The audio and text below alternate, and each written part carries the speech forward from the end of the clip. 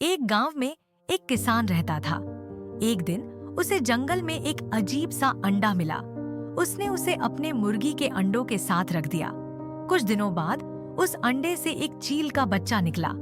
चील के बच्चे ने खुद को मुर्गियों के बीच पाला पोसा और उनके जैसा ही व्यवहार करना सीख लिया।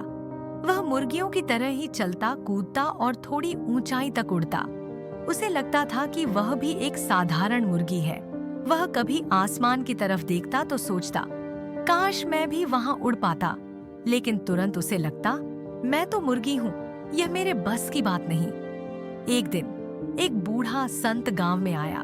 उसने चील को मुर्गियों के बीच देखा और हैरान होकर किसान से पूछा, यह चील यहाँ क्यों है?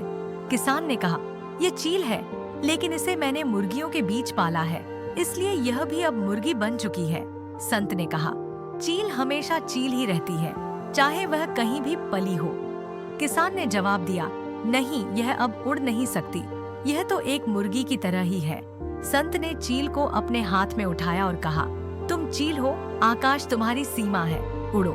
लेकिन चील डर कर नीचे कूद गई। संत ने दोबारा कोशिश की और उसे पहाड़ी पर ले गया। वहां उसने चील को ऊपर की ओर फेंका। चील ने अपने पंख फैलाए और पहली बार आकाश की ऊंचाइयों में उड़ने लगी। संत मुस्कुराया और किसान से कहा, यह चील है, इसे अपनी ताकत का एहसास बस कराना था।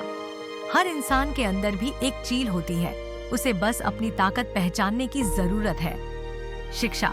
हमारी परिस्थितियां हमें बांधने की कोशिश करती हैं, लेकिन हमारी असली ताकत हमारे भीतर छिपी होती है। बस हमें अपने अंदर की शक्ति को पहचानने और अपनी सीमाओं को तोड़ने की जरूरत है।